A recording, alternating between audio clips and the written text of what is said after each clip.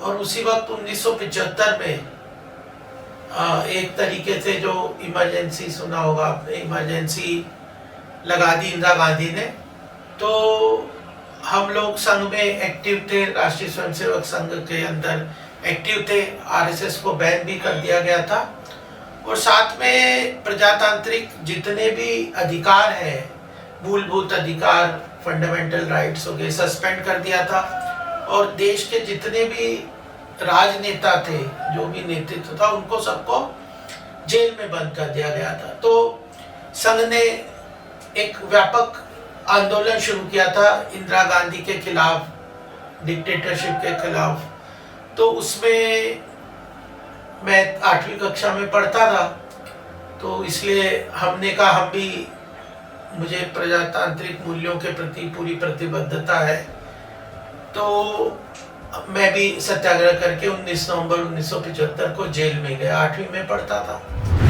25 दिसंबर 1975 को मेरी माँ ने भी सत्याग्रह किया, वो भी जेल में रही 2 महीने। और उसके बाद लगभग 30 दिसंबर के आसपास मेरे पिताजी को भी अरेस्ट कर लिया गया। तो हम तीनों परिवार के तीनों लोग थे, घर में ताला लग गया और हम तीनों जेल में थे। मैं चिल्ड्रन जेल में था, मेरी माँ को तिहाड़ जेल में रखा और शुरू में मेरे पिताजी को तिहाड़ जेल में रखा और बाद में उनको नागपुर जेल में शिफ्ट कर दिया गया। वो 6 महीने जेल में रहे। तो उनका पूरा सपोर्ट तो था ही, और सपोर्ट ही नहीं, पूरी तरह से इस आंदोलन में उनकी भागीदारी थी। और ऐसा मेरे ख्याल से यूनिक परिवार ही होगा देश में जो कि पूरा का पूरा परिवार जेल, पूरा परिवार ही जेल में था। मुझे स्कूल से एक बार टर्मिनेट किया गया, मेरे पिताजी को सरकारी नौकरी से सस्पेंड कर दिया गया, मेरी माँ हाउसवाइफ थी। तो जब ये सब एक में आपके सियासी कामकाज है और एक में आप आंकड़ों पर खेलते हैं, हेड्स डिफाइन होते हैं, तो आप राजनीतिक हेड्स कैसे डिफाइन करते हैं? देखिए, जब मैंने राजनीति के बारे में आने के लिए सोचा या समाज में भी मैंने काम किया, मुझे भारत में एक चीज जो राजनेताओं के अंतर्गत जो मुझे ध्यान में आई, जो लगी कि कई राजनेता जो हैं वह अपनी आर्थिक आवश्यकताओं की पूर्ति के लिए भी राजनीति पे डिपेंड करते हैं। और मुझे लगा कि यह सबसे बड़ी कमजोरी है, या हमारे देश की का लेक्यूना जिसको कह सकते हैं, कि यह है कि राजनेताओं की जो आर्थिक आवश्यकताओं की पूर्ति, अगर वो पॉलिटिकल कैरियर की तरह उसको लेके चलेंगे तो वह कहीं ना कहीं उनके जीवन में ठहराव आएगा या फिसलन आएगी। तो जब मैंने सोचा था, मेरा मन शुरू से रहा है कि मैं आर्थिक रूप से स्वतंत्र रहूं, मेरी जो आर्थिक आवश्यकताओं की पूर्ति के लिए एक मार्ग है वो, और मेरा राजनीतिक और सामाजिक मार्ग, इसके अंदर मैंने इसको कहते हैं ना स्टोन वॉल की तरह रखने का निश्चय किया।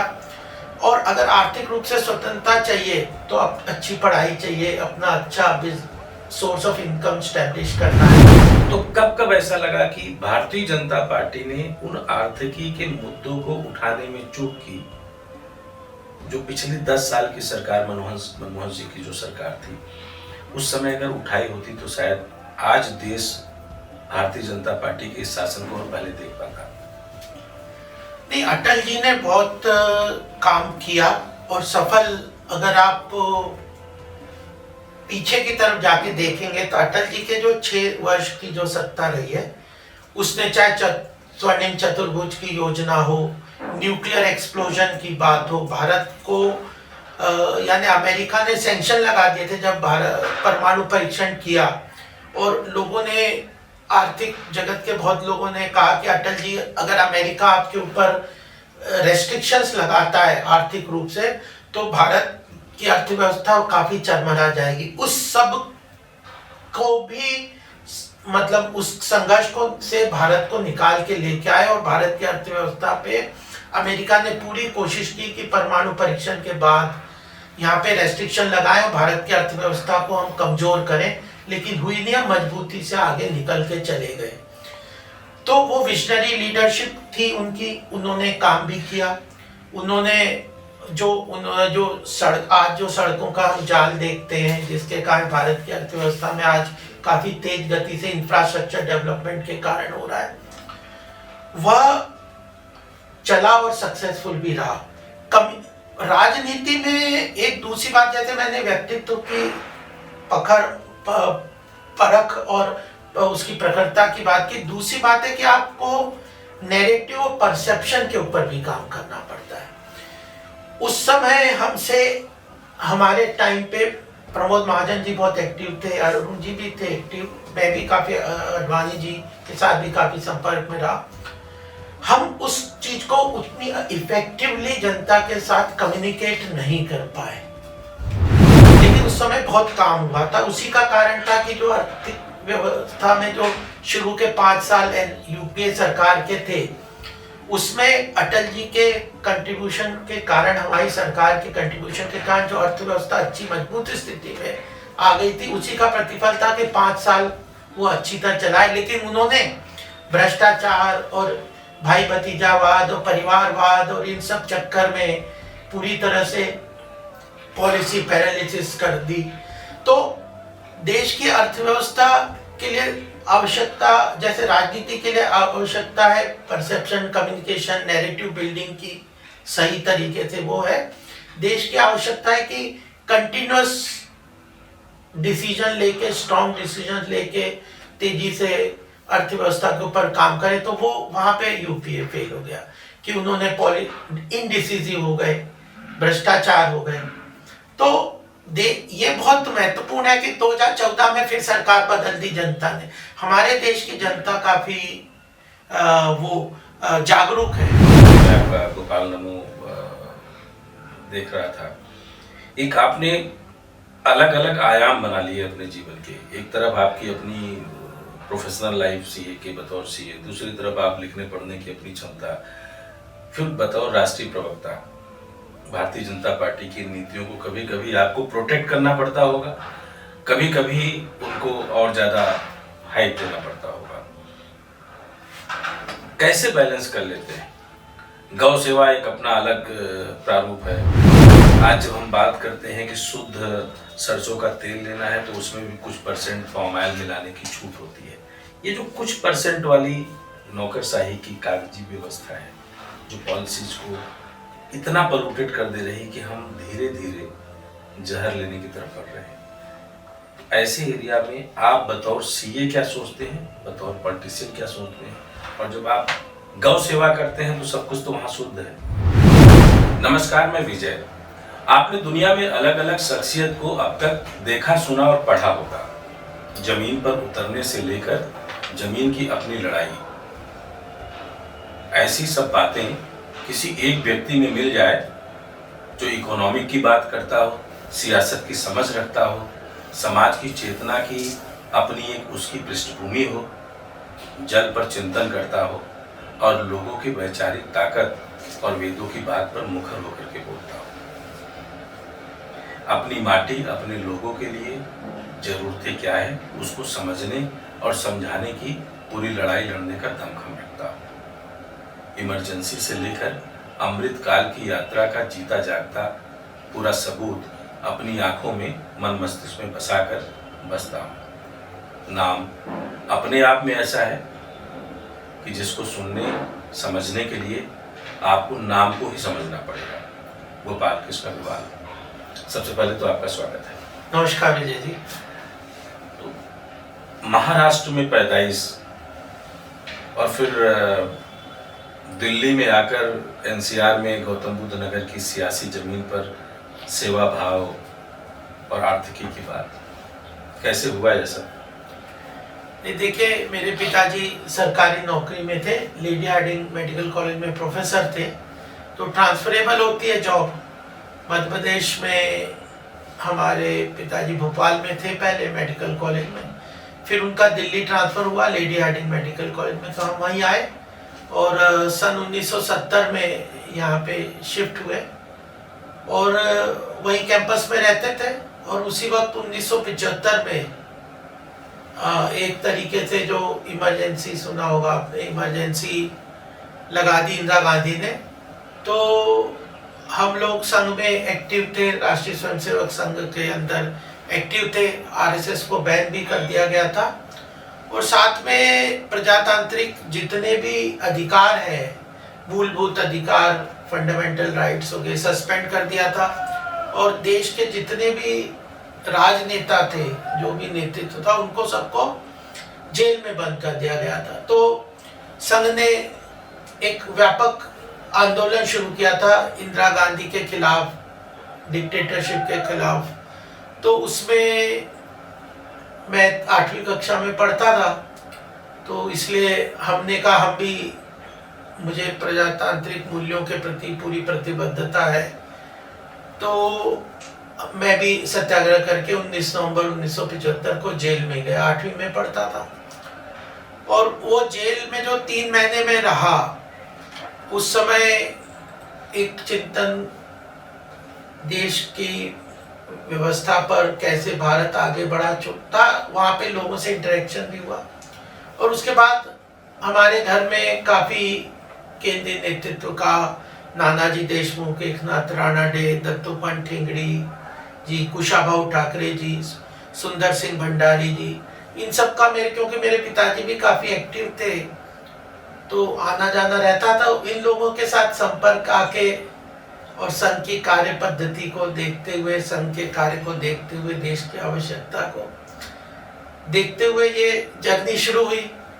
और जब मेरे पिताजी 90 में रिटायर हुए, तो रिटायरमेंट के बाद सरकारी मकान जो मिला हुआ था वो हमने छोड़ के नोएडा में हमारे पास एक घर था, तो वहाँ शिफ्ट हो गए। और फिर यहाँ पे अगला फेस मेरी पढ़ाई का और आगे और राजनीतिक जो भागीदारी का शुरू हुआ। इस तरह से लोगों के साथ उठना बैठना, लीडरशिप के साथ उनके विचारों को सुनना, सन्यासियों के साथ भी संपर्क रहा और ग्राउंड लेवल पे लोगों की समस्याओं के साथ भी रूबरू होते हुए एक तरीके से एक मानसिकता बनी कि देश के लिए कुछ करना चाहिए। तो ये आगे बढ़ा। बड़ी बात, जब 8वीं क्लास में 3 महीने जेल, तो कभी ऐसा मौका आया कि माता पिताजी ने भी डांट लगाई? नहीं, ये एक बड़ी महत्वपूर्ण बात है कि मेरे माता पिताजी पूरी तरह से मेरी एक्टिविटीज को सपोर्ट करते थे। सपोर्ट ही नहीं करते थे, ये शायद भारत का एक यूनिक एग्जाम्पल होगा कि मेरे परिवार में हम 3 ही लोग हैं। मैं अपने माता पिता का अकेला बच्चा था, ना बहन है ना भाई है। मैं जेल में गया 19 नवंबर 1975 को और 25 दिसंबर 1975 को मेरी माँ ने भी सत्याग्रह किया, वो भी जेल में रही 2 महीने। और उसके बाद लगभग 30 दिसंबर के आसपास मेरे पिताजी को भी अरेस्ट कर लिया गया। तो हम तीनों परिवार के तीनों लोग थे, घर में ताला लग गया और हम तीनों जेल में थे। मैं चिल्ड्रन जेल में था, मेरी माँ को तिहाड़ जेल में रखा और शुरू में मेरे पिताजी को तिहाड़ जेल में रखा और बाद में उनको नागपुर जेल में शिफ्ट कर दिया गया। वो 6 महीने जेल में रहे। तो उनका पूरा सपोर्ट तो था ही, और सपोर्ट ही नहीं, पूरी तरह से इस आंदोलन में उनकी भागीदारी थी। और ऐसा मेरे ख्याल से यूनिक परिवार ही होगा देश में जो कि पूरा का पूरा परिवार जेल, पूरा परिवार ही जेल में था। मुझे स्कूल से एक बार टर्मिनेट किया गया, मेरे पिताजी को सरकारी नौकरी से सस्पेंड कर दिया गया, मेरी माँ हाउसवाइफ थी। तो जब ये सब एक आपातकाल की पूरी तपिश आपने देखी, जेल का दर्द देखा, तो उस समय की 8वीं क्लास, उस समय की सोच आपकी और आज के समय में शिक्षा नीति और बाकी सबको ध्यान में रख के करें, तो आज की 8वीं क्लास के बच्चे की कितना फर्क समझते हैं आप? देखिए, वातावरण का बड़ा महत्व रहता है। किस वातावरण में आप पले बड़े हैं, किस वातावरण में आप आगे आए हैं, किस तरह की शिक्षा मिली है। मैं भारतीय विद्या भवन में पढ़ा हूँ, वो अपने आप में स्कूल भी एक तरीके से भारतीय संस्कृति के लिए काफ़ी जाना माना इंस्टीट्यूशन है। वहाँ पे सन्यासी भी आते थे, लोगों को हमारी एक्टिविटीज़, चाहे जो कैंप, सोशल वेलफेयर के कैंप हर साल लगते थे, ट्रिप्स भी जाते थे, स्कूल के एजुकेशन में भारतीय संस्कृति का समावेश भी था। तो इन सब के कारण भारतीय संस्कृति पे गौरव रहता है। तो कहाँ पे आप पढ़ते हैं, परिवार में कैसा वातावरण है, कैसे आपके मित्र हैं, कैसे स्कूल में आप जाते हैं, कितनी आपकी लोगों के साथ प्रबुद्ध लोग जो वैचारिक रूप से जो एक गहन चिंतन के साथ देश के लिए काम करें, उनके साथ आपका कितना संपर्क रहता है, उससे फर्क पड़ता है। तो जैसा वातावरण होता है वैसा ही व्यक्तित्व का निर्माण होता है। तो ये संघ का भी एक अच्छा कार्य पद्धति के साथ जुड़ा रहा। मैं मंडल कार्यवाह तक गया, शिक्षा मतलब जो शाखा का मुख्य शिक्षक के साथ कार्यवाह, फिर मंडल कार्यवाह तक मैंने संघ में भी काम किया और शिविर भी किए। तो आज भी कई लोग हैं, आप आदरणीय मोदी जी का अगर बचपन देखें तो हमें पता चलता है कि कैसे उन्होंने जीवन 17 साल में तो वो घर छोड़ के समाज के काम के लिए निकल गए, बचपन में भी उन्होंने कैसे किया। ऐसे बहुत एग्जाम्पल है। शिवाजी 12 साल की उम्र में उन्होंने माँ भवानी के सामने प्रण लेके देश के लिए और संघर्ष का प्रण लिया और हिंदू साम्राज्य की स्थापना की। फिर हम भगत सिंह को देखते, तो मुझे लगता है कि वातावरण का बड़ा महत्व है व्यक्तित्व के निर्माण में। आपने पढ़ाई में भी कॉमर्स और फिर उसके बाद आप चार्टर्ड अकाउंटेंट के पद पर आए। तो चार्टर्ड अकाउंट होना, चार्टर्ड अकाउंटेंट के रूप में काम करना और राजनीति के अपने अकाउंट को समझना, दोनों में कितना फर्क दिखता है आपको? क्योंकि बैलेंस शीट तो दोनों है, एक में आपके सियासी कामकाज है और एक में आप आंकड़ों पर खेलते हैं, हेड्स डिफाइन होते हैं। तो आप राजनीतिक हेड्स कैसे डिफाइन करते हैं? देखिए, जब मैंने राजनीति के बारे में आने के लिए सोचा या समाज में भी मैंने काम किया, मुझे भारत में एक चीज जो राजनेताओं के अंतर्गत जो मुझे ध्यान में आई, जो लगी कि कई राजनेता जो हैं वह अपनी आर्थिक आवश्यकताओं की पूर्ति के लिए भी राजनीति पे डिपेंड करते हैं। और मुझे लगा कि यह सबसे बड़ी कमजोरी है, यह हमारे देश की का लेक्यूना जिसको कह सकते हैं, कि यह है कि राजनेताओं की जो आर्थिक आवश्यकताओं की पूर्ति अगर वो पॉलिटिकल कैरियर की तरह उसको लेके चलेंगे तो वह कहीं ना कहीं उनके जीवन में ठहराव आएगा या फिसलन आएगी। तो जब मैंने सोचा था, मेरा मन शुरू से रहा है कि मैं आर्थिक रूप से स्वतंत्र रहूं, मेरी जो आर्थिक आवश्यकताओं की पूर्ति के लिए एक मार्ग है वो, और मेरा राजनीतिक और सामाजिक मार्ग, इसके अंदर मैंने इसको कहते हैं ना स्टोन वॉल की तरह रखने का निश्चय किया। और अगर आर्थिक रूप से स्वतंत्रता चाहिए तो अच्छी पढ़ाई चाहिए, अपना अच्छा सोर्स ऑफ इनकम स्टैब्लिश करना है। उस वक्त क्योंकि मुझे लगा कि सीए का प्रोफेशन अच्छा है, बिजनेस फाइनेंस को समझना बहुत किसी भी बिजनेस या किसी काम को, आर्थिक व्यवस्था को चलाने के लिए अच्छा रहता है। तो मैं हंसराज कॉलेज में बीकॉम किया मैंने, और उसके बाद एक लगा कि अच्छा कैरियर, आर्थिक रूप से संपन्न कैरियर चार्टर्ड अकाउंटेंसी में बनेगा, तो वो मैंने किया। डिफिकल्ट था, बहुत लोग उससे सोचते भी थे कि सीए काफ़ी मुश्किल है, लेकिन मेहनत मैं शुरू से करता रहा हूँ, तो मैंने चार्टर्ड अकाउंटेंसी कर ली। उसके बाद धीरे धीरे ये पॉलिटिकल उसमें फील्ड में आया, तो मुझे लगा कि देखिए, आम जनता की आवश्यकताओं को जब हमने देखा तो उसको चाहिए रोटी, कपड़ा, मकान, फिर उसको नौकरी, ये मूलभूत आवश्यकता है एक व्यक्ति की, उसका अपना घर हो। इन आवश्यकताओं को पूर्ति करने के लिए सरकारों को या नेतृत्व को क्या करना है, तो ये सारे आर्थिक विषय के अंतर्गत मुझे लगे कि ये आते हैं। तो फिर मेरा रुझान इसलिए हो गया कि देश की अर्थव्यवस्था कैसे तेजी से बढ़े, अपनी अर्थव्यवस्था, आर्थिक संपन्नता तो चार्टर्ड अकाउंटेंसी और उससे हो ही गई, अच्छा हमारा सारा काम भी बढ़ गया। लेकिन देश की आर्थिक व्यवस्था कैसे सुदृढ़ हो, आम जनता को की आवश्यकता, मूलभूत आवश्यकताओं को कैसा क्योंकि आप पूर्ति करें। बहुत इसलिए आर्थिक विषय पे मैंने ज्यादा पढ़ाई आगे की। आपने एक बड़ा अच्छा शब्द निकाला आपने, आर्थिक स्वतंत्रता, वो भी पॉलिटिशियंस की। तो जो कार्यकर्ता शुरू से होता है उसकी ट्रेनिंग ही होती है कि कहाँ से संसाधन जुटाएं और अपने आप को जिंदा रखें। शुरुआत के दौर में तो बड़ा आसान होता है क्योंकि ऊपर कोई लीडरशिप होती है जो हाथ संभालती है, लगाती है। कभी कैसा ऐसा कोई दौर आया आपके जीवन में कि जब आपको लगा हो कि जो क्रेडिट होने वाले जितने सोर्स थे पॉलिटिक्स के लिए आपके, कहीं कोई रुक गया हो, रुकावट आई हो, ऐसा फेज कोई दर्द वाला रहा हो जो आपका? नहीं, कई लोगों ने कहा मुझे अपनी राजनीतिक जो यात्रा, जब 2000 में मैं राजनीति में आया, जना कृष्णमूर्ति जी ने मुझे भारतीय जनता पार्टी को ज्वाइन करने के लिए बुलाया क्योंकि मैं लिखता था।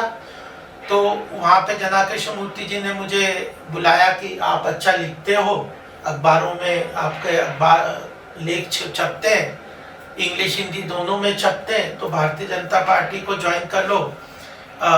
कम लोगों का रुझान लिखने में होता है और इंग्लिश में और भी कम है, तो आप लिखते हो तो अच्छा रहेगा, ज्वाइन कर लेंगे। तो मैंने कहा क्या करना, क्या ज्वाइन करके किस तरह ज्वाइन करना है। तो उन्होंने कहा हम एक प्रबुद्ध प्रकोष्ठ इंटेलेक्चुअल सेल बना रहे हैं, सैटरडे मीटिंग होती है 2-3 घंटे, जब विषयों को चर्चा करके हम सामूहिक रूप से 10-15 लोग बैठते हैं और भारतीय जनता पार्टी ने किन विषयों को लेना है, कैसे काम करना है, इस पर चर्चा होती है। तो मैंने कहा ठीक है, सप्ताह में एक दिन आना है और मुझे भी कई चीज़ें जानने को मिलेगी, मुझे भी लिखने में, अपने राजनीतिक जीवन को आगे बढ़ाने में इसमें सहायता मिलेगी। तो मैंने ज्वाइन कर ली भाजपा 2000 में। वहीं पे अरुण जेटली जी के संपर्क में आया तो उन्होंने कहा कि अरे तुम, उनसे चर्चा काफ़ी होने लगी, वो एक अच्छी तरह से नर्चर करते थे लोगों को और टैलेंट को कहते भी थे, भारतीय जनता पार्टी में टैलेंट को आइडेंटिफाई करके उसको नर्चर करके हैंड होल्डिंग करते हैं। तो उन्होंने कहा अरे तुम तो हमारे आर्थिक प्रकोष्ठ में आ जाओ, तो वहाँ चले गए, ऐसे करते गए। लेकिन इसमें जो आपने प्रश्न पूछा कि कई जो हाँ, कि लोगों का जो रुझान मैंने देखा, कई लोगों के मन में या कई लोगों ने मुझे उसमें भी कहा कि देखिए राजनीति में जो पॉलिटिक्स का जो वर्तमान परिदृश्य है उसमें आप मतलब जो आजकल की जो जिसको अवगुण होते हैं गुण माना जाता है, उनको गुण मानते हो कि आप दूसरे की पीठ पे छुरा घोंप सकते हो कि नहीं, आप दूसरे की टांग खींच के उससे उसके कद को छोटा करके खुद के कद को बढ़ा सकते हो कि नहीं, फिर आपको इतना पैसा चाहिए कि भ्रष्टाचार के माध्यम से आप उस पैसे को अर्जित कर सकते हो कि नहीं। ये अगर नहीं है तो आप राजनीति में सफल नहीं होगे। लेकिन जो मेरी बचपन से स्वभाव था या जो मुझे लगा, और जब मैंने, ये तो एक साइड ऑफ द स्टोरी है, दूसरी तरफ जब जनता के बीच में गए, आम लोगों के बीच में गए, तो उनका भी मोह भंग ज्यादातर राजनीतिज्ञ से होता है, आज भी रहता है कि भाई हर राजनीति मतलब एक गंदा शब्द हो गया, राजनीति मतलब एक राजनीतिज्ञ मतलब एक तरीके से जो मैनिपुलेटिव आदमी हो गया, और वह ढूंढते रहते। अगर आप इतिहास, अभी भारत का रिसेंट का इतिहास देखें, मोदी जी का भी जो उत्थान हुआ 2014 से केंद्र में आए, तो भारत के लोगों को नए नए व्यक्तित्व पे, जिन पे भी होप उन्हें लगा कि हमारे आकांक्षाओं अपेक्षाओं को पूरा कर सकता है, एक ईमानदार व्यक्ति है, एक ऐसा व्यक्ति है जो देश के लिए स्ट्रॉन्ग विल पावर के साथ काम करना चाहता है, तो उसको उन्होंने अभूतपूर्व उनको समर्थन दिया है। और हमने ये भी एग्जाम्पल देखा कि एक तरीके से अभी ये जो इंडिया अगेंस्ट करप्शन का मूवमेंट था, एकदम अरविंद केजरीवाल का राइज हुआ, लोगों ने कहा भ्रष्टाचार के खिलाफ लड़ाई लड़ने के लिए हमारा एक प्रतिनिधि के रूप में हुआ, और कितनी जल्दी डाउनफॉल हुआ। तो जनता की आवश्यकता, जनता का सपोर्ट, जनता का समर्थन उस व्यक्ति के प्रति है जो कि वह एक ईमानदार छवि वाला हो, एक मजबूत विल पावर का व्यक्ति हो, एक साधारण जीवन जीते अपनेपन के साथ भाव करता है। तो इसकी जब किसी चीज में कमी है तो उस आदमी को वो पूरा समर्थन देने को, तो ऐसे व्यक्तियों की उनको कमी है। तो मुश्किल राजनीति में यह है कि अपनी इस क्रेडिबिलिटी को स्टैब्लिश करना। वह जो कर देगा, जनता के बीच में विश्वास पैदा कर लेगा कि ये यह व्यक्ति है, एक्स है, वाई है, यह आदमी हमारे साथ खड़ा रहेगा, हमारी समस्याओं के लिए चिंता करके उसके समाधान के लिए एक सिंसियर प्रयास करेगा और एक ईमानदार व्यक्तित्व का आदमी, तो उसको वो जनता बहुत अभूतपूर्व समर्थन देगी। तो मुझे लगा कि यह बहुत महत्वपूर्ण चीज है जो मेरे जीवन के एक्सपीरियंस से मुझे लगी, और मैंने कहा कि ये मतलब इसी रास्ते पे चल के हमें राजनीतिक अपना जो रास्ता है वो तय करना है और उसी पे कमिटेड रहे। तो जो बीच बीच में जो कुछ लोगों ने कहा कि अगर राजनीति में सफल होना है तो ये रास्ता छोड़ो, इसमें आओ, तो हमें वो चीज, मुझे लगा कि वह शॉर्ट टर्म विजन है। लॉन्ग टर्म राजनीति में सफल वही होगा जो जनता का स्नेह समर्थन प्राप्त कर सकेगा। अटल जी की सत्ता थी उस समय जब आप आए, मतलब अगर मैं बोलूं कि भारतीय जनता पार्टी की वैचारिक राजनीति का सबसे स्वर्णिम काल रहा उस समय। फिर आप अरुण जेटली जी के साथ रहे। जितना मैं अरुण जेटली जी को जानता हूँ, जो मेरा व्यक्तिगत उनसे सानिध्य रहा, वो सबको सहेज कर चलते थे और बहुत संगठित तरीके से एक रास्ते पर सोचते थे। वो बिखराव नहीं था उनके रास्ते में, किसी को अलग तरीके का सुझाव नहीं देते थे कि गलत जाए भटके। तो उनकी विचारधारा से जब आप आगे बढ़ते गए, जब आपने कांग्रेस की सरकारें देखी, तो कब कब ऐसा लगा कि भारतीय जनता पार्टी ने उन आर्थिकी के मुद्दों को उठाने में चूक की जो पिछली 10 साल की सरकार, मनमोहन सिंह की जो सरकार थी, उस समय अगर उठाई होती तो शायद आज देश भारतीय जनता पार्टी के इस शासन को और पहले देख पाता। नहीं, अटल जी ने बहुत काम किया और सफल, अगर आप पीछे की तरफ जाके देखेंगे तो अटल जी के जो 6 वर्ष की जो सत्ता रही है, उसने चाहे स्वर्णिम चतुर्भुज की योजना हो, न्यूक्लियर एक्सप्लोजन की बात हो, भारत को यानी अमेरिका ने सैंक्शन लगा दिए थे जब भारत परमाणु परीक्षण किया, और लोगों ने, आर्थिक जगत के बहुत लोगों ने कहा कि अटल जी, अगर अमेरिका आपके ऊपर रेस्ट्रिक्शंस लगाता है आर्थिक रूप से, तो भारत की अर्थव्यवस्था काफी चरमरा जाएगी। उस सब को भी, मतलब उस संघर्ष को से भारत को निकाल के लेके आए और भारत की अर्थव्यवस्था पे अमेरिका ने पूरी कोशिश की कि परमाणु परीक्षण के बाद यहाँ पे रेस्ट्रिक्शन लगाए और भारत की अर्थव्यवस्था को हम कमजोर करें, लेकिन हुई नहीं, हम मजबूती से आगे निकल के चले गए। तो वो विजनरी लीडरशिप थी उनकी, उन्होंने काम भी किया।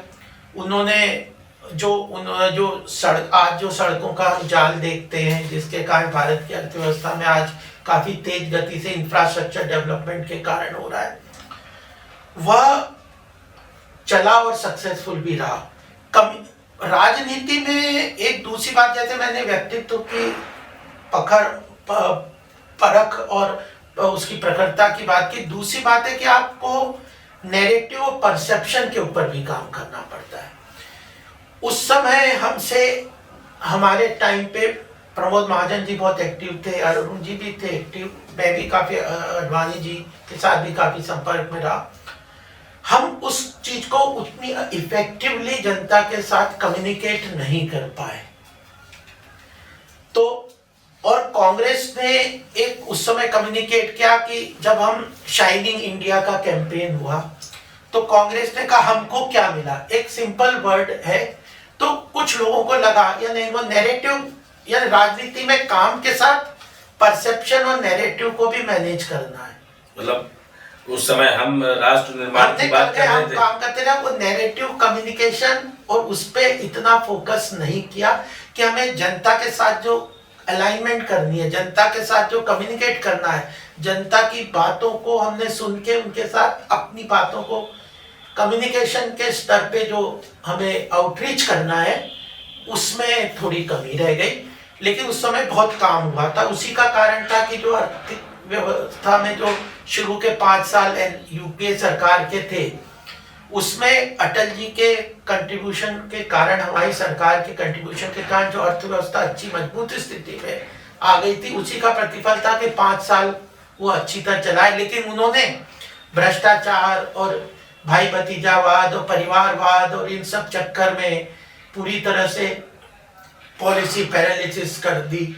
तो देश की अर्थव्यवस्था के लिए आवश्यकता, जैसे राजनीति के लिए आवश्यकता है परसेप्शन, कम्युनिकेशन, नैरेटिव बिल्डिंग की सही तरीके से, वो है देश की आवश्यकता है कि कंटिन्यूअस डिसीजन लेके, स्ट्रॉन्ग डिसीजन लेके तेजी से अर्थव्यवस्था के ऊपर काम करे। तो वो वहां पे यूपीए फेल हो गया कि उन्होंने इनडिसिसिव हो गए, भ्रष्टाचार हो गए। तो ये बहुत महत्वपूर्ण है कि 2014 में फिर सरकार बदल दी जनता ने। हमारे देश की जनता काफी जागरूक है, राजनीतिक रूप से काफी जागरूक है। इसमें एक सवाल उठता है, जब आप जागरूकता की बात करते हैं, और आपने इससे पहले 2 शब्द बड़े अच्छे यूज किए, परसेप्शन और नैरेटिव मैनेजमेंट। बेसिकली ये 2 टूल्स हैं जो सत्ता सियासत के ऐसे हथियार हैं जो पब्लिक को ये बताने की कोशिश करते हैं कि हमारी पॉलिसी आपको कितना पाल सकती है, आपको कितना प्रोटेक्ट कर सकती है।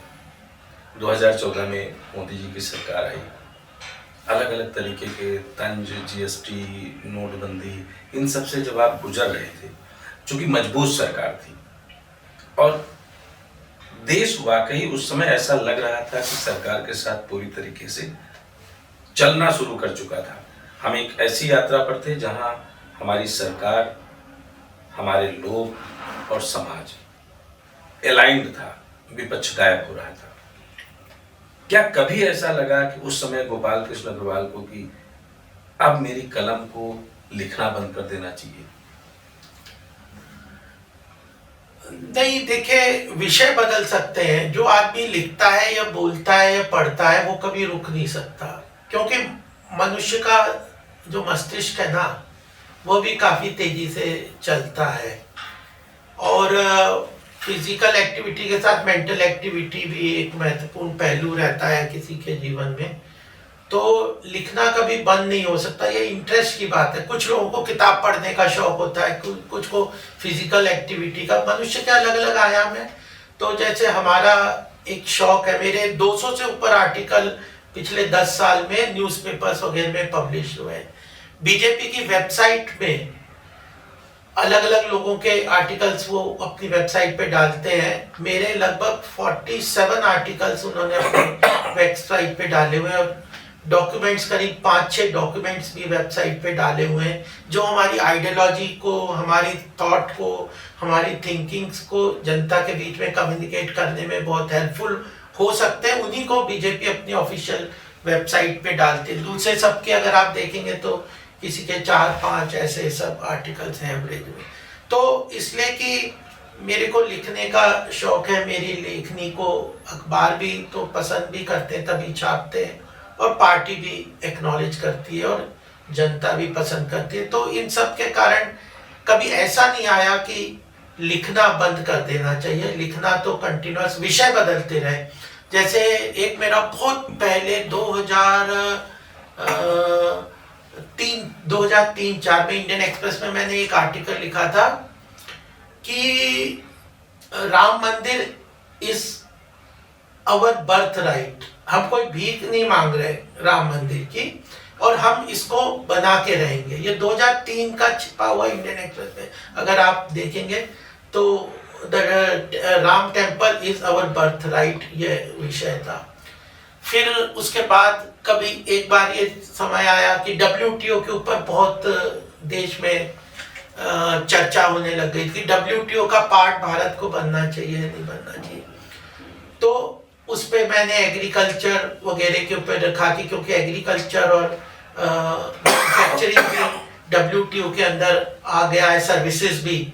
तो उसको हमें, जबकि ओवरऑल थिंकिंग थी कि WTO से भारत को नुकसान हो रहा है, तो मैंने लिखा कि नहीं, क्योंकि सर्विसेज और एग्रीकल्चर सेक्टर को भी WTO के नेगोशिएशंस में ले लिया है, तो भारत को WTO साइन करना चाहिए। जबकि संघ के बड़े लीडर्स भी उस वक्त WTO के अगेंस्ट थे। तो मेरे उस आर्टिकल को इतना ज्यादा अप्रिशिएट किया गया। अरुण जी ने खुद बोला कि ये मुझे बुला के कि ये बहुत अच्छी बात है, आप जो विचारों में जो कमिटेड फिक्स थॉट नहीं है मेरे। अगर मेरा भी सवाल इसीलिए था कि जब हम आप लिखते हैं कभी तो विषय बदल जाते हैं मेरे, तो कंटेम्पररी इश्यूज पे, कभी आर्थिक विषय है, कोई धर्म है, कोई ये जो लीगल मैटर्स हैं इस पे है, आइडियोलॉजिकल इश्यूज हैं, बजट है, तो अलग अलग डिफरेंट विषयों पे मैंने आर्टिकल लिखा और अक्रॉस द करप्शन पे खूब लिखा है, जल है, गौ सेवा के ऊपर भी आर्टिकल थे, पानी के ऊपर हम बहुत काम कर रहे हैं। तो समाज में एक कर्तृत्व जो गीता का जो मेन है ना कि कर्मण्येवाधिकारस्ते, मनुष्य को कर्म करते रहना है और कर्म यह है कि निष्क्रिय जीवन में कभी भी नहीं होना चाहिए। जैसे जो हम बात करते हैं, जब आप गौशाला की बात करते हैं, मैं आपका गोपाल नमो देख रहा था, एक आपने अलग अलग आयाम बना लिए अपने जीवन के। एक तरफ आपकी अपनी प्रोफेशनल लाइफ सीए के बतौर सीए, दूसरी तरफ आप लिखने पढ़ने की अपनी क्षमता, फिर बतौर राष्ट्रीय प्रवक्ता भारतीय जनता पार्टी की नीतियों को कभी कभी आपको प्रोटेक्ट करना पड़ता होगा, कभी कभी उनको और ज्यादा हाइप देना पड़ता होगा। कैसे बैलेंस कर लेते हैं? गौ सेवा एक अपना अलग प्रारूप है। मैं देख रहा था कि आयुष्मान योजना का बड़ा अच्छा प्रयोग आप बुजुर्गों के साथ कर रहे हैं, अलग अलग जगह जा करके। तो इन सब के बीच में कभी ऐसा आया कि प्रियॉरिटी कौन है? देखिए, ये महत्वपूर्ण प्रश्न है आपका। कई लोग सोचते हैं कि इतने काम कैसे आप गौशाला के ऊपर काम कर रहे हैं। 2000 से गौशाला बनाई थी, 1700 गाय हैं वहाँ पे, सब स्ट्रीट काउज हैं, वहाँ पे कई प्रोडक्ट होते हैं श्री जी गौ सदन में। वो एक प्रोजेक्ट शुरू किया, आगे बढ़ा। सूर्य संस्थान है, महिलाओं के लिए उनके एजुकेशन, उनकी स्किलिंग के लिए काफी सालों से हम काम कर रहे हैं। पानी के विषय पे जलाधिकार फाउंडेशन के अंतर्गत हमने तालाबों का रिवाइवल है, पॉलिसी इंटरवेंशन है, उस पे काम किया है। कोविड के समय democratic outreach for social transformation, दोस्त के माध्यम से help desk, food distribution, community kitchen और आइसोलेशन सेंटर्स बनाए, मास्क बनवाए, जो ट्रांसजेंडर्स को एम्प्लॉयमेंट जनरेशन का काम पूरे सालों में किया। किताबें भी तो छपी रही हैं, भारतीय जनता पार्टी है, संघ का काम है। फिर अभी ये जो गोपाल नमो सेवा केंद्र के माध्यम से सरकारी योजनाओं को, जन कल्याणकारी योजनाओं से लोगों को जोड़ने का काम है। मेरे एडवेंचर एक्टिविटीज में बहुत शौक है, मैंने बहुत ट्रैकिंग, माउंटेनियरिंग की हुई है, तो ये अपना बिजनेस भी है। ये जो है ना, मनुष्य तो वही है, 2 हाथ है, 2 पैर है, उतनी कैपेसिटी है, लिमिटेड है। टीम बिल्डिंग महत्वपूर्ण है। How you motivate people, how you build team, how you identify the right persons and give them according to their capacity, उनके काम को अलाइन करना, ये सबसे महत्वपूर्ण है। जो पंडित दीनदयाल जी हमारे घर आते थे, मेरे पिताजी, मैं तो याद नहीं है मुझे, मैं तो छोटा ही था, मुझे याद भी नहीं कि मैंने देखा, लेकिन मेरे पिताजी बताते थे, वो आते थे हमारे घर, आते थे कई बार भोपाल में। वो कहते थे हर हाथ को काम, यानी आपको आइडेंटिफाई करनी है कि कैसे सही व्यक्ति को सही काम देके उसको मोटिवेट करके build a team to get. और ऐसा चिपट नहीं जाना चाहिए कि ये तो अब तो ये मेरा ही है, गौशाला मेरा प्रोजेक्ट है, अब कोई और इसके पास ना आए। तो अलग अलग लोगों को जिम्मेदारी दो, बढ़ाते जाओ, उनको सपोर्ट करते जाओ, उनके साथ पॉजिटिवली काम करते जाओ, तो मल्टीप्लिकेशन की तरह से आप 50 काम कर सकते हो। मैं तो अपने जो दूसरे गुरु गोलवलकर जी के जीवन की एक घटना बताता हूँ, उनसे हमारा संबंध रहा है। उनके जीवन में मेरा खुद का परिवार का चित्र भी है उनकी जीवनी में, नाम के साथ चाय पान का। उन्होंने एक बार, दिल्ली की एक घटना है कि वो किसी काम के लिए बात कर रहे थे कि एक आ रहा था, एक काम है, कोई नया प्रकल्प संघ का शुरू होना है, तो बैठे हुए थे किसको देना चाहिए। तो एक व्यक्ति, मैं नाम नहीं लूंगा, किसी व्यक्ति ने एक व्यक्ति का नाम सुझाया कि इनको ये काम दे दिया जाए, तो दूसरे व्यक्ति ने वहीं बैठक में ही कहा कि अरे उस व्यक्ति के पास तो ऑलरेडी 10-15 काम है, तो ये तो और बढ़ जाएगा। तो संख्य गुरुजी ने बहुत महत्वपूर्ण बात कही, बोला जो 10-15 काम कर सकता है वो एक काम और कर लेगा, और जो नहीं करेगा वो घर में बैठता है। तो कर्तृत्व जो है ना वो जरूरी है। बड़ा मनोरंजक है कि मतलब टीम बिल्डिंग, मोटिवेशन और अलग अलग आयामों को एंजॉय, और सही व्यक्ति को आइडेंटिफाई करके सही काम देना।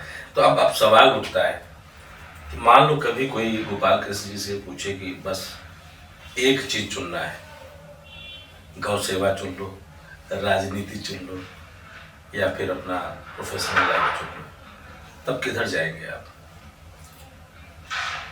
देखिए, कोई कुछ कहेगा तो मैं तो कहूँगा कि मैं अपनी मर्जी से जो मेरे मन में होगा वही करूँगा, और कोई मुझे ऑप्शन दे देगा और मैं उसको चुन के उस पर चल जाऊंगा, इतना कमजोर मेरा सोच नहीं है। मेरे अपना रास्ता बिल्कुल क्लियर है, जो मुझे लेना। अगर राजनीति, और देखिए मैं राजनीति में आया, बहुत लोग डिसुएड कर रहे हैं, करते भी हैं, करने की कोशिश भी करते हैं, सपोर्ट भी करते हैं, इतना मैं आगे बढ़ा, ये हुआ। गौतम बुद्ध नगर से मैं इलेक्शन लड़ना चाहता था, मैंने बहुत प्रयास किया, 2014 में भी किया और 24 में भी किया, सफलता नहीं, सफलता असफलता एक अलग मिलती रहती है, लेकिन अपना रास्ता भी पूरा तरीके से ठीक है।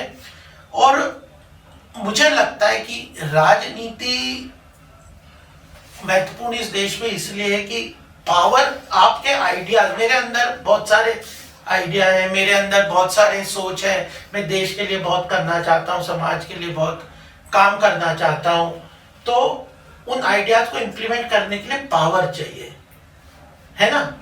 उसके बगैर तो बहुत सारे होंगे, सन्यासी होंगे, बहुत सारे विचारवान लोग होंगे जो बहुत देश के लिए अच्छा सोचते होंगे, बहुत काम करना चाहते हैं, लेकिन उनके पास पावर नहीं है टू इम्प्लीमेंट देयर आइडियाज।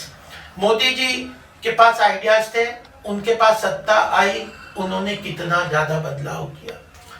तो सही व्यक्ति को पावर मिलना बहुत जरूरी है, और पावर आता है पॉलिटिकल, अभी के स्ट्रक्चर में पॉलिटिक्स में पावर है अपने आइडियाज को इम्प्लीमेंट करने की, इसलिए मेरी प्रायोरिटी राजनीति है, तो है ना, जो कि मुझे पावर स्ट्रक्चर में पार्टिसिपेट करके मुझे अपने आइडियाज जो देश के हैं वो इम्प्लीमेंट करने के लिए मुझे एक आयाम या एक प्लेटफॉर्म मिले। ये मैं माफी चाहूंगा, सवाल इसलिए था क्योंकि मैं बस ऐसे खगालने की कोशिश कर रहा था कि कहीं ऐसा तो नहीं कि सियासत नहीं बाकी सब जरूरी है। जब आपका पेज देखता हूँ गौतम बुद्ध नगर की, खुलकर बात करते हैं आप, यानी गौतम बुद्ध नगर की अगर मैं बैलेंस शीट पूछूं आपसे, मैं सीधे सवाल आपके प्रोफेशन के हिसाब से पूछूंगा कि जो आया और जो गया दोनों के बीच में अगर ऑडिट करें तो भी क्या लगता है कि गौतम बुद्ध नगर को कितना न्याय देने की जरूरत है, और गौतम बुद्ध नगर के लिए आपके अपने पिटारे में क्या क्या बेसिक योजनाएं हैं जिसको होना जरूरी है? देखिए, मैं अगर देश की बात से शुरू करके इस पे आ जाता हूँ। देश को अगर हम विश्व गुरु, हमारा सपना है कि भारत ग्लोबल लीडर बने, विश्व गुरु एक शब्द हो सकता है, ग्लोबल लीडरशिप के स्टेज पे आए भारत, वर्ल्ड को लीडरशिप देने की कैपेसिटी हमारी संस्कृति में, हमारे सिविलाइजेशन में, हमारे अंदर जो रिसोर्सेज है, नेचर ने अबंडेंट नेचर रिसोर्सेज दिए हुए हैं, एंटरप्रेन्योरशिप है हमारे लोगों में, युवा वर्ग हमारी पॉपुलेशन में है, सांस्कृतिक धरोहर है, कल्चर है, इकोनॉमी है, तो देश ग्लोबल लीडरशिप की पोटेंशियल है, लेकिन उस पोटेंशियल को रियलाइज करने के लिए एक रास्ता भी चुन के आगे बढ़ना है, और उस पोटेंशियल को रियलाइज करने के लिए आर्थिक महाशक्ति बनना पड़ेगा। विश्व नहीं सुनता कायरों का व्यर्थ प्रकल्प, और तो इसलिए ये जो शक्ति चाहिए और आर्थिक शक्ति चाहिए हमें। अगर हम पुराने समय में ग्लोबल लीडरशिप के स्टेज पे थे तो हम कहते थे सोने की चिड़िया थे, आर्थिक महाशक्ति बनेंगे तो हम ग्लोबल लीडरशिप अटेन कर पाएंगे। आज जो भारत में इंटरेस्ट दिख रहा है लोगों का वशु का, वो समझते हैं कि भारत आर्थिक रूप से आने वाले समय में अच्छी पोजीशन पे होगा, वो उसमें भागीदारी सुनिश्चित करना चाहते हैं अपनी। तो उसके लिए अब आर्थिक महाशक्ति बनने के लिए कौन सा रास्ता है? तो अगर आप भारत की वर्तमान स्थिति देखेंगे तो महाराष्ट्र अच्छा स्टेट है जिसने आर्थिक रूप से संपन्नता प्राप्त की, गुजरात अच्छा स्टेट है, तमिलनाडु है, उत्तर प्रदेश इतना बड़ा स्टेट है लेकिन इसका जो इकोनॉमिक डेवलपमेंट ग्रोथ पोटेंशियल ये 2017 तक बीमारू राज्य के अंतर्गत था। तो अगर भारत की अर्थव्यवस्था को मजबूत होना है तो उत्तर प्रदेश बहुत महत्वपूर्ण योगदान आगे के ग्रोथ के लिए कर सकता है। अगर उत्तर प्रदेश ग्रो करेगा तो भारत की अर्थव्यवस्था भी तेजी से ग्रो करेगी, क्योंकि इसका कंपोनेंट बहुत बढ़ सकता है। उत्तर प्रदेश इसलिए मेरा और सौभाग्य है कि मैं उत्तर प्रदेश में रहता हूँ, यहाँ की राजनीति में हूँ, तो मुझे लगा कि उत्तर प्रदेश के पोटेंशियल के साथ हम देश की अर्थव्यवस्था को तेज गति से ले जा सकते हैं। अच्छी लीडरशिप है, योगी जी की लीडरशिप है, देश में प्रधानमंत्री मोदी जी का लीडरशिप है, प्रदेश में योगी जी की लीडरशिप है, दोनों ही कमिटेड और पूरी तरह से जुझारू नेतृत्व के व्यक्ति हैं। पोटेंशियल भी उत्तर प्रदेश में, उत्तर प्रदेश के लिए भी कोई ग्रोथ प्रोपेलर होता है ना, जो कैटलिस्ट जिसको कहते हैं, तो उत्तर प्रदेश में मुझे गौतम बुद्ध नगर में बड़ा पोटेंशियल लगता है। एक तो इसकी लोकेशन बड़ी अच्छी है, यह आज नोएडा जैसी जगह में, गौतम बुद्ध नगर में आप मेरठ चले जाओ, गाजियाबाद चले जाओ, फरीदाबाद चले जाओ, दिल्ली चले जाओ, कानपुर चले जाओ, मतलब 7-8 घंटे के ट्रेवलिंग टाइम में आप देहरादून, मतलब मेजर सिटीज ऑफ आसपास नॉर्थ इंडिया के सब कवर कर सकते हो। इसकी कनेक्टिविटी लोकेशनल, ज्योग्राफिकल लोकेशनल बहुत अच्छी पोजीशन पे, यहाँ का इंफ्रास्ट्रक्चर भी अच्छा है, पानी लैंड अवेलेबिलिटी है, कनेक्टिविटी है, रोड्स बन रहे हैं अच्छे। तो इस तरह से गौतम बुद्ध नगर उत्तर प्रदेश की अर्थव्यवस्था को तेज गति प्रदान करेगा और उत्तर प्रदेश देश की अर्थव्यवस्था को गति प्रदान करेगा। देश आर्थिक रूप से मजबूत बनेगा तो विश्व गुरु का जो हम सबका सपना है वो पूरा होगा।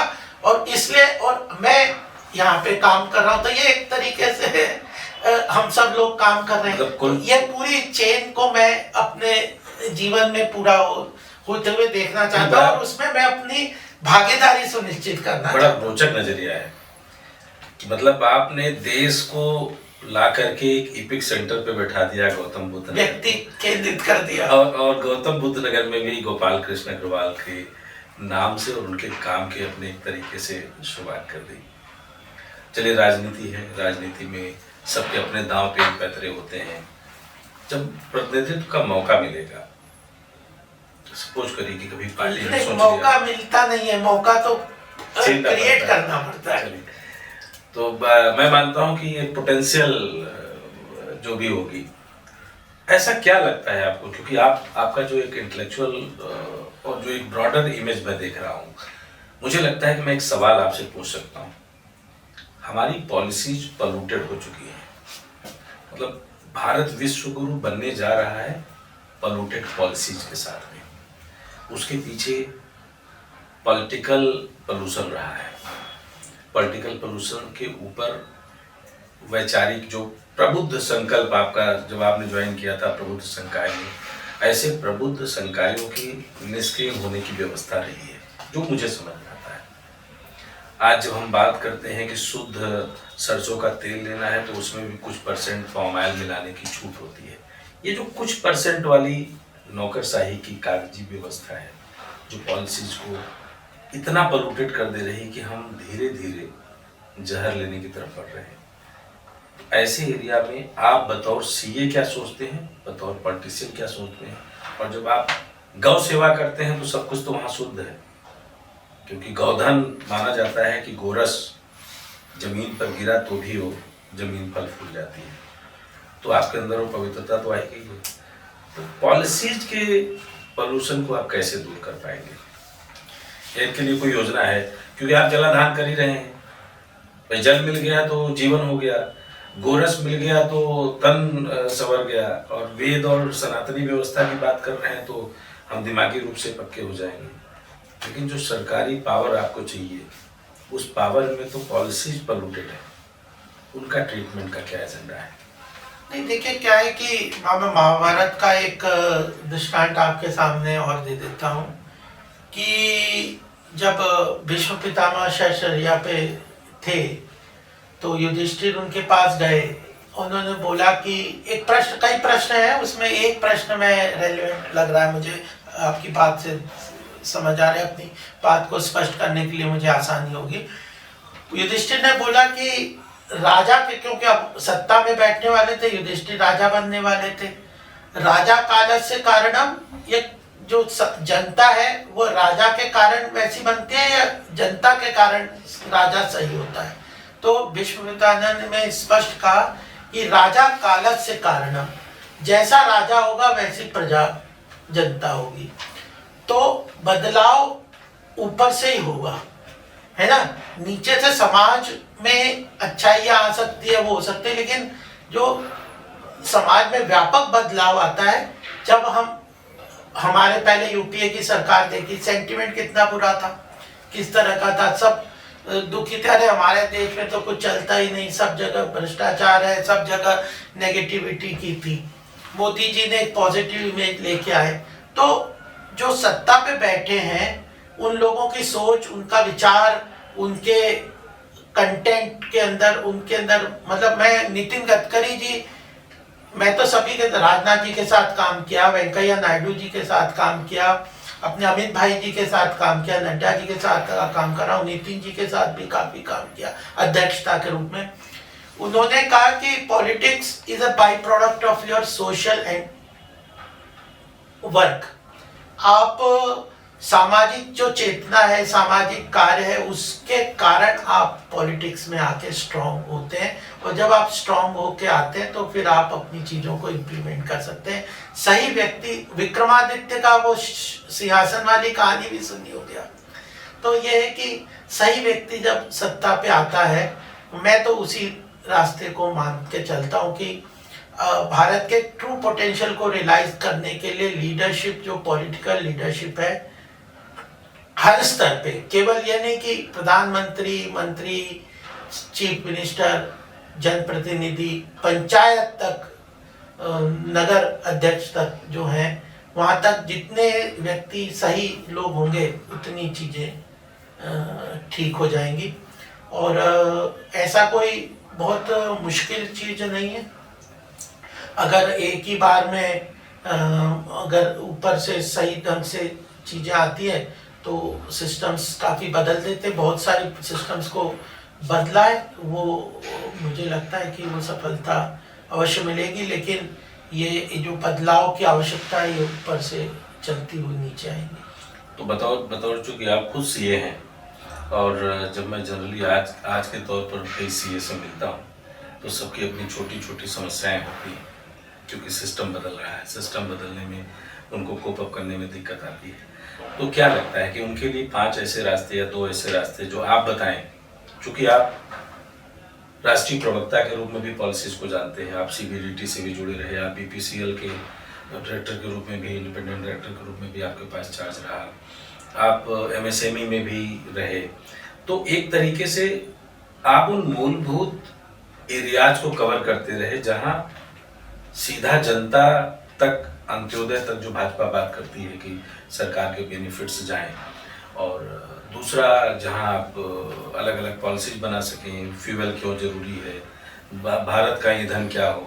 तो ऐसे सीएच के लिए क्या लगता है कि 2-3 बातें जो ध्यान में रख लें तो शायद उनका स्ट्रक्चर सही हो जाए, या फिर सरकार ध्यान रख ले तो और सहूलियत हो जाए? नहीं, ये तो देखिए इंटरेक्टिव है दोनों का, दोनों ही तरह से। पॉलिसी लेवल पे तो जीएसटी के अंदर समस्या आती है, कई लॉज में, टैक्सेशन में समस्या आती है, कंप्लायंसेस में समस्या आती है, लेकिन सरकार को इंटरेक्टिव और रहना पड़ता है, और लोगों की बात सुन के उनको इनकॉर्पोरेट करते हैं, पेशेंटली चीज़ों को लोग सरकार तक पहुंचाएं तो काम होता है। ये मास मूवमेंट का भी प्रजातंत्र में बहुत महत्वपूर्ण योगदान रहता है। मास मूवमेंट के ऊपर जो ये, जैसे अपनी बात कैसे पहुंचानी है, तो जनता के समर्थन से चीज़ों को पॉलिटिकल क्लास तक पहुंचती है तो उसको इम्प्लीमेंट भी करते हैं। और इम्पोर्टेंस है, अगर अर्थव्यवस्था आर्थिक रूप से प्रगति के लिए अगर हम आगे बढ़ रहे हैं तो आर्थिक जो लॉज हैं, ये बेसिक चीज़ें, इन सब चीज़ों को ठीक करना है, करते भी जाते हैं। पूरे डिपार्टमेंटल स्ट्रक्चर्स हैं, हम लोग भी पहुंचाते हैं, हम लोगों का काम ही यही है। जब एज ए स्पोक्स पर्सन आम लोगों की और आर्थिक विषय में पार्टी की तरफ से जो भी लोगों की समस्याएं, इन जिन भी लॉस के लिए आपने बताया, उन चीज़ों को हम सरकार तक पहुंचाते हैं और सरकार उनको सुनती भी है, मानती भी है, पॉलिसी लेवल पे चेंजेस भी करती है। और जैसे ये कुछ चीज़ें तो सबको समझनी पड़ेगी, जैसे आपने कहा एनवायरमेंटल इश्यूज हैं, ये जो रिन्यूएबल एनर्जी के इश्यूज हैं, ये जो चैलेंजेस है, चुनौतियाँ हैं देश की, उसके सॉल्यूशंस पे सामूहिकता के साथ आगे बढ़ते हुए काम करना पड़ेगा। लेकिन सिविल सोसाइटी को भी जागरूकता के साथ, हम तो नदियों को पॉल्यूट करते रहे और सोचे कि सरकार उसे साफ कर देगी तो कोई भी सरकार उस चीज़ में सफल नहीं होगी। वो जनता को भी अपनी जिम्मेदारी उठानी है और सरकार को भी उठानी है। सरकार की अकाउंटेबिलिटी फिक्स करने में जनता का बहुत महत्वपूर्ण रोल है। क्वेश्चनिंग करना चाहिए अपने प्रतिनिधियों को खुल के। अगर होम बायर्स का नोएडा में, गौतम बुद्ध नगर में अगर 10 साल से समाधान नहीं हो रहा तो जनता को भी स्ट्रांगली जनप्रतिनिधियों से क्वेश्चन करना चाहिए कि आपने क्या किया, क्यों नहीं किया। एक बड़ा अच्छा ये चीजें हैं तो करनी पड़ेगी। जब गौतम बुद्ध नगर की बात करें तो उस समय गोपाल नमो सेवा केंद्र, गौतम बुद्ध गोपाल नमो सेवा केंद्र का फायदा उठा सकते हैं, किन किन योजनाओं का उठा सकते हैं? देखिए क्या है कि जो हमारे देश में सरकारी योजनाओं का तो बहुत घोषणा होती भी है, लेकिन उसकी पेनिट्रेशन में कहीं ना कहीं कमी रह जाती थी। मोदी जी ने टेक्नोलॉजी को इस्तेमाल करते हुए, करप्शन को, लीकेजेस को खत्म करते हुए सरकारी योजनाओं को इफेक्टिवली लोगों के घरों तक पहुंचाया और लगभग 60-70% लोगों तक सरकारी योजनाओं का जो एलिजिबल है उन तक पहुंच गई। उसके बाद 30-40% ऐसे लोग बच गए जिन तक उन योजनाओं का लाभ नहीं पहुंचा, लेकिन पात्रता तो उनकी थी। कुछ डॉक्यूमेंटेशन में कमी है, कुछ जानकारी नहीं है उन योजनाओं की। जानकारी है तो डॉक्यूमेंट जमा करके उसके बाद सरकारी ऑफिसेस में लिथार्जी है, पड़े हुए कागज, काम नहीं हो रहे। तो हमें ये ध्यान में आया कि अब ये जो 100% सैचुरेशन की बात प्रधानमंत्री मोदी जी करते हैं, तो एज ए उनके फुट सोल्जर की तरह हमें भी ये ध्यान में रखना है कि वो योजना आम जनता तक पहुँचे। तो उन लोगों की जिनकी भी समस्या है, प्रॉब्लम्स हैं, उनको उन समस्याओं का निदान करते हुए हमें लगा कि अपने क्षेत्र में, गौतम बुद्ध नगर में, अगर मैं पूरे देश की अभी बदलाव नहीं कर सकता तो कम से कम अपने क्षेत्र में तो कुछ इफेक्टिवली काम कर सकूं। तो हमने ये गोपाल नमो सेवा केंद्र शुरू किया कि सरकारी योजनाओं की लगभग 126 योजनाएं जिनकी हमने जानकारी इकट्ठी की, उस योजना का क्या लाभ है, उस योजना के लाभ को हम कैसे, उसके लिए क्या एलिजिबिलिटी क्राइटेरिया है और उस एलिजिबिलिटी क्राइटेरियाज को डॉक्यूमेंटेशन के माध्यम से हम कैसे उन मतलब आप समाज और सुविधा दोनों को संसाधन दे रहे हैं। इसलिए हमने गोपाल नमो सेवा केंद्र के माध्यम से उन योजनाओं को इकट्ठा करके जानकारी के साथ कुछ स्पेसिफिक योजनाएं जो यहाँ पे इफेक्टिव है गौतम बुद्ध नगर में, उनको कैंप के माध्यम से जनता तक पहुँचा के निःशुल्क काम करना शुरू किया। और अब हम लगभग अलग अलग कैंप लगाते हैं, अलग अलग जगहों पे, यहाँ पे भी करते हैं। तो लगभग हम 1-1.5 साल में एग्जैक्ट फिगर बता रहा हूँ, 1500 से ऊपर लोगों को हम सीधे टच कर चुके हैं कैंपों के माध्यम से। उसमें 800 लोगों को, जिसका पूरा डेटा है हमारे पास, किसी न किसी योजना के साथ हम जोड़ने में सफल हुए हैं और उस प्रयास को कंटिन्यूस चला रहे हैं। कोई उनसे चार्ज नहीं करते। और मैं तो देखता हूँ, कभी अभी 2-3 दिन पहले हमने कैंप लगाया था सेक्टर 36 में। एक 94 साल की वृद्ध महिला चल के आई, उसका आयुष्मान कार्ड हमने बनाया, उसी वक्त बना के उसी वक्त वहाँ पे दे दिया, तो वो इतनी प्रसन्न हुई। कल भी परसों एक कैंप लगाया था जिसमें 90 वर्ष की महिला आई थी। 70 प्लस के ऊपर आजकल फोकस कर रहे हैं आयुष्मान। तो पिछले विश्वकर्मा योजना थी, ई श्रम कार्ड बनाने थे, फिर उसके पहले हमने जो दूसरी जो स्किल डेवलपमेंट के ये जो सूर्या जो सोलर पावर का स्किल डेवलपमेंट के कैंप के लिए जो उनसे सिडबी वगैरह के साथ कनेक्ट करके उनके काम किए। तो यह अलग अनेकों योजनाओं के साथ हम आगे बढ़ रहे हैं। तो हम तो जो हमें आवश्यकता समाज में लगती है कि इसकी आवश्यकता है, हम उस पर कूद जाते हैं और अल्टीमेटली वो एम्पावरमेंट की बात है। अगर जितना गरीब और पिछड़ा वर्ग एम्पावर होगा तो उतना ही देश प्रगति करेगा। चलिए, सब तो सत्ता, सियासत और राजनीति की बातें हो गई। क्योंकि आपके नाम में गोपाल भी हैं और कृष्ण भी हैं, तो उनकी भी अपनी अलग अलग भूमिका रही। उन्होंने सबकी रक्षा के लिए काम किया। तो आपने सारी चीज़ें तो चुन ली, गाय भी चुन लिया, जल संसाधन भी, इन्वायरमेंट, पर्यावरण, सब कुछ चुन लिया। तो कोई पढ़ाई लिखाई के समय या काम काज करते समय कोई राधा भी मिली थी आपको? हाँ, ये भी एक पहलू है। मैं लेडी हार्डिंग में रहता था और वहीं पे कैंपस में हमें मकान मिला हुआ था। तो मेरी पत्नी सविता है, डॉक्टर सविता, वहीं लेडी हार्डिंग में पढ़ती थी। तो वहीं पे हमारी मुलाकात हुई। मुझे स्विमिंग करने का भी बहुत शौक है। वहाँ पे स्विमिंग पूल भी था और वहाँ पे फेस्टिवल्स वगैरह भी होते थे। सविता भी स्विमिंग में वो नेशनल चैंपियन भी रही हुई है तो स्कूल में। तो वहीं पे मुलाकात हुई थी। फिर हमें अपने विचार अच्छे लगे।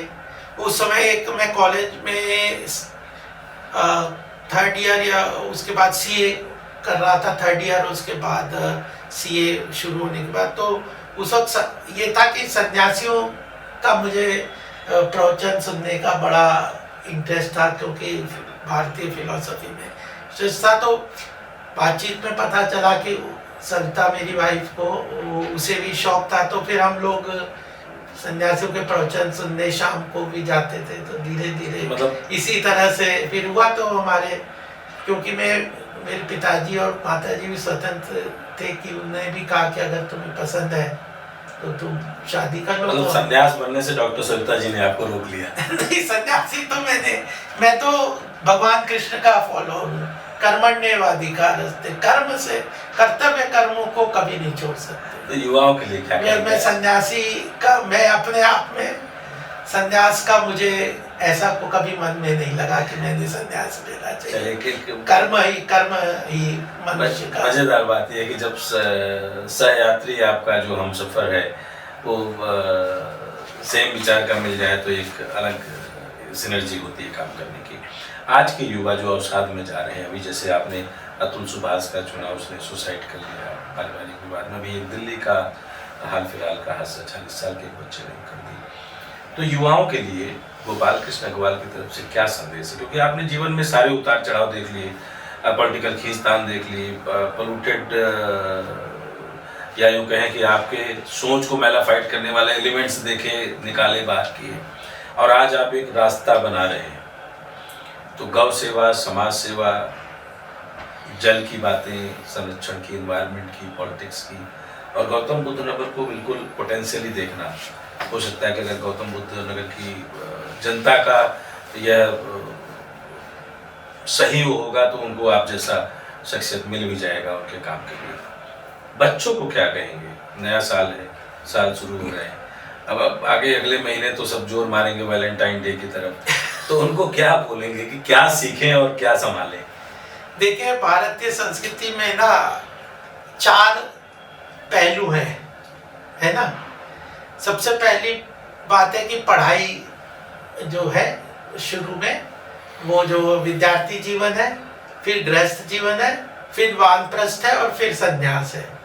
तो ये जो बिल्कुल स्टेप्स हमारी संस्कृति ने बताया ना, 25 साल तक आपको 100 साल की एवरेज एज को वो मानते हैं। आप अब अगर 80 मानेंगे तो 20 ले लीजिए। तो शुरू के 20 साल पढ़ाई में ध्यान देना चाहिए। आपको अपने जितने गुण अर्जित कर सकते हो करो, जहाँ से भी खूब एक्टिव जीवन रखना चाहिए। गुणों को अर्जित करो, एजुकेशन लो, एडवेंचर में जाओ, खेलो कूदो, वो सब कार्य कर। जितने गुणों को अर्जित करने का 20 साल का समय होता है।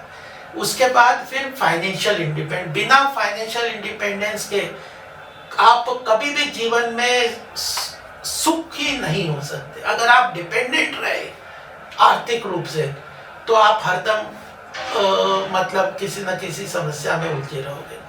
तो 20 साल उसके बाद आप try to come build your economic independence. आर्थिक रूप से परिवार में देखे, पहला सुख निरोगी काया, दूसरा सुख हो घर में माया, ये दूसरा सुख है। तो अर्न, खूब पैसा कमाना चाहिए मेहनत करके, अच्छी तरह से परिवार को अच्छी तरह से रख सको, बच्चों को अपने पढ़ाई कर सकते हो, अपने माँ बाप का ख्याल रख सकते हो, अच्छा घर, अच्छा ऑफिस, ये सब है।